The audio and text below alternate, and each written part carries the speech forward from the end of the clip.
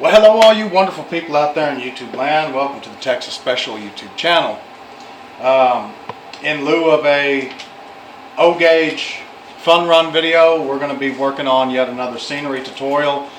The last one I showed how I made the hills and the cuts. This one I'm going to just be showing how to do grass, just regular old grass.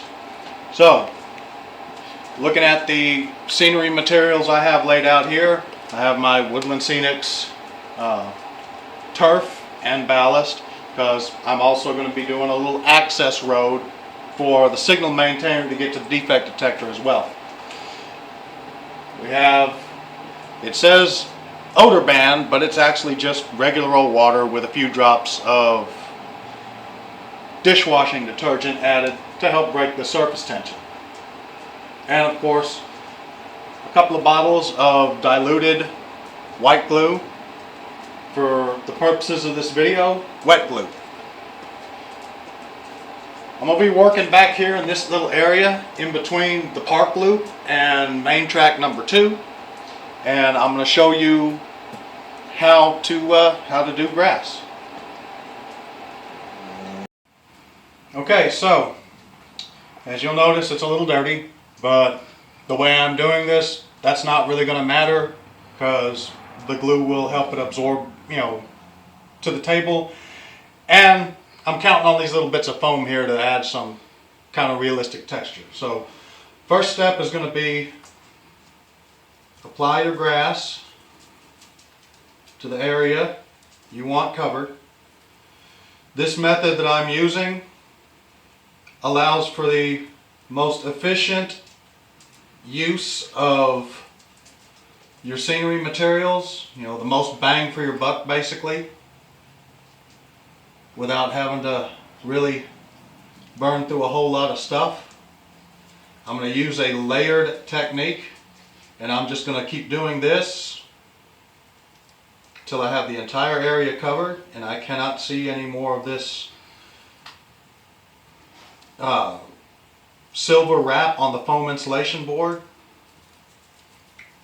And just to give it a little bit of realistic texture and variety, and also to help my grass spread out a little bit farther, I'm also going to alternate between this blended grass that I have here and some Woodland Scenics weeds.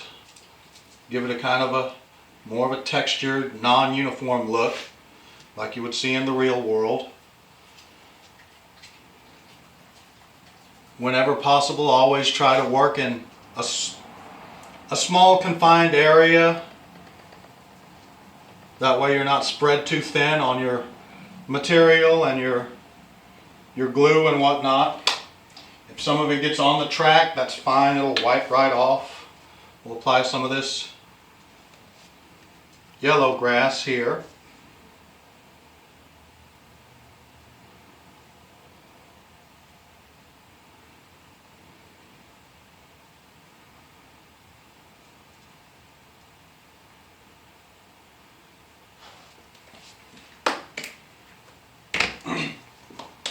And keep going till I have the desired coverage that I want and the desired look that I'm after,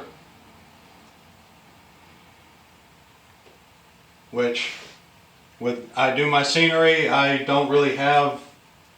have a loose concept of what I want the finished product to look like, but I like to go by the good enough standard. If you go by the good enough standard, you'll almost always come out with something that you are 100% happy with, versus the overdoing it a little bit and burning through more than you intended. We'll do some ballast here to kind of blend in the track to the grass.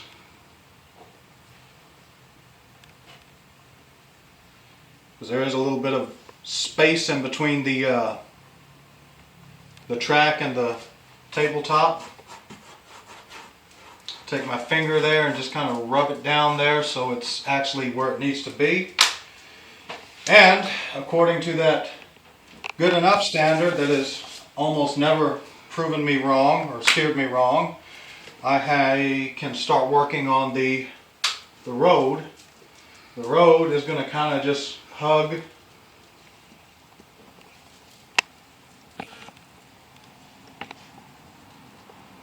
the track a little bit, because remember, this is for the signal maintainer, so that means it will be on railroad property.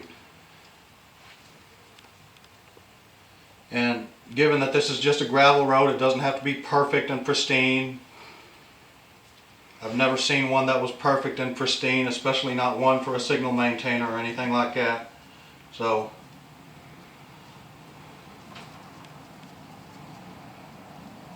just get it just wide enough for an O-scale truck.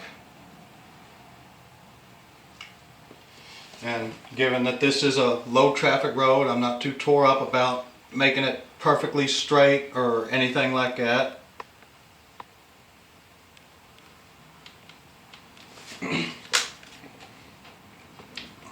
And the final touch, just for some authenticity, we'll put some dead grass.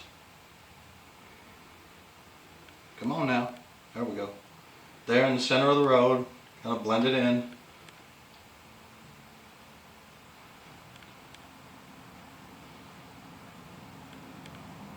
Again, doesn't have to be perfect.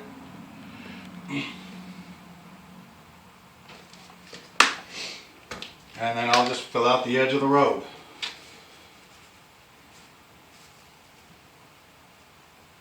And now we have a fairly nice layered look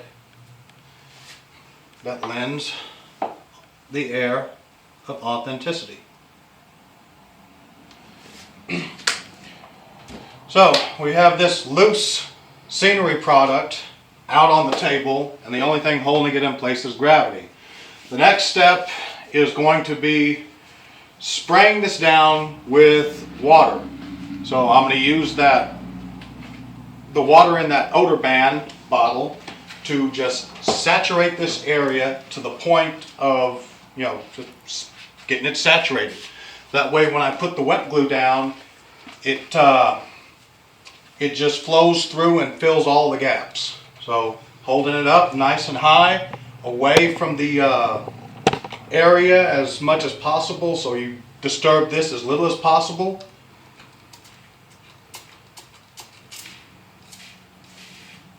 A few light spritzes just to get the top coat wet. That way you can actually start soaking. Work slowly. And once you have this top coat wet, now you can go hog wild.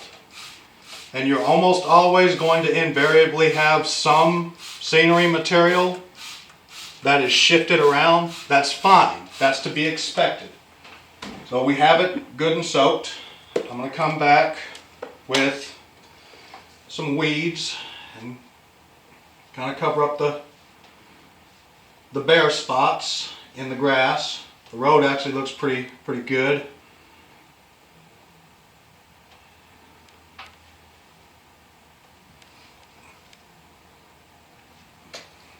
And with those bare spots taken care of, we can now start in with the wet, if I don't break my neck.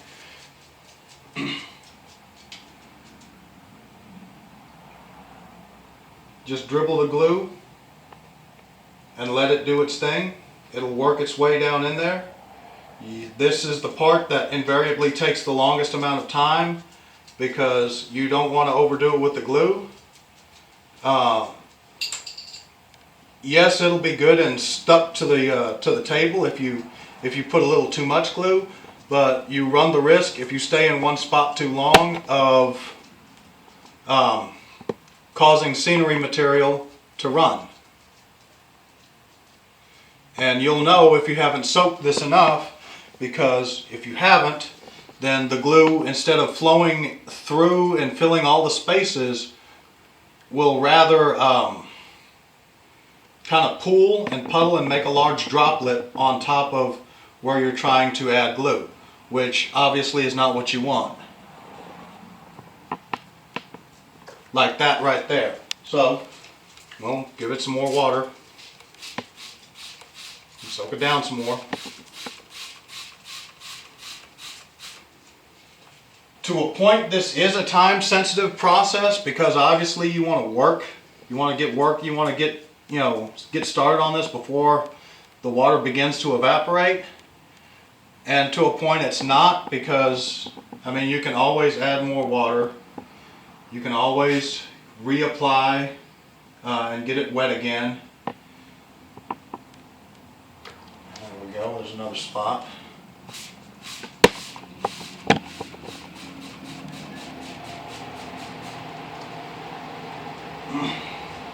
Something else to keep in mind, you always want to make sure any sensitive, moisture sensitive items, switches, buildings that have lights in them, power packs, transformers, things and such of that nature. You always want to make sure those are protected when you're doing this. While this is not the only way that I apply grass, this is as I said, the most effective for the sake of resource management. You won't burn through as much grass doing it this way. The downside is you have little to no control over where the water goes when you're spraying it, because you want it to be saturated, good and saturated, and all through the scenery material. Now when you start seeing the glue, the tinge of glue soaking through the scenery material, that's when you know you've got that's when you know that you've got enough. So this bottle is almost done. I'm gonna grab my other bottle of wet glue and we'll finish this up. Alright, so I have my second bottle of wet, and I'm gonna make sure this grass in the middle of the road is good and soaked. And you'll notice there are a few spots here and here and here where the glue has not, where stuff has run. That's fine.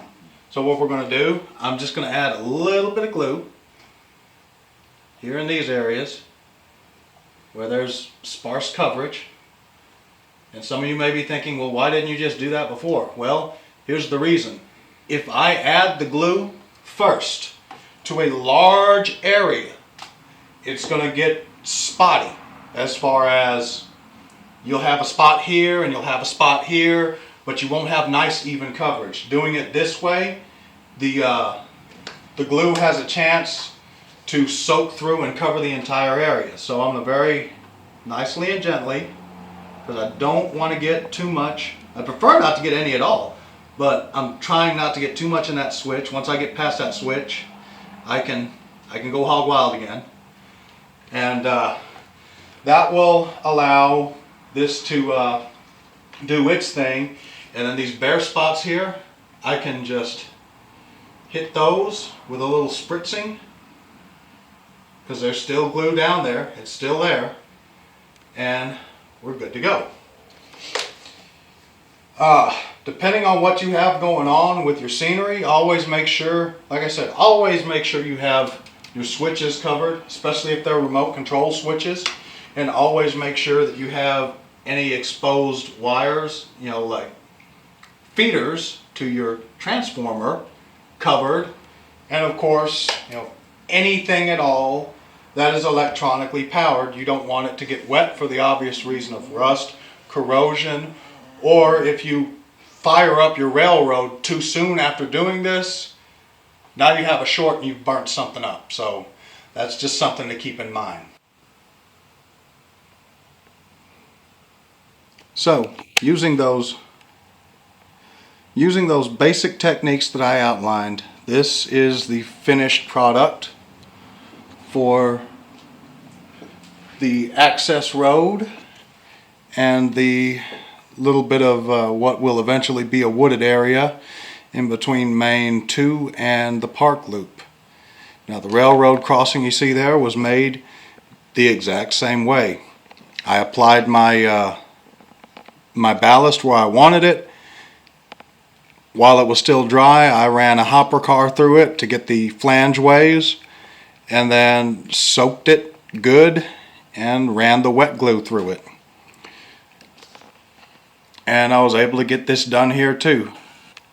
Once this is all dry, I'll be able to kind of vacuum up the excess, fix any bare spots if there are any. There shouldn't be, but if there are one or two that crop up, I'll be able to fix those and clean off the Park Loop, and then probably start on the next little bit of right there inside the Park Loop, and make a little crossing, a little dirt crossing right there where that bottle is on the siding.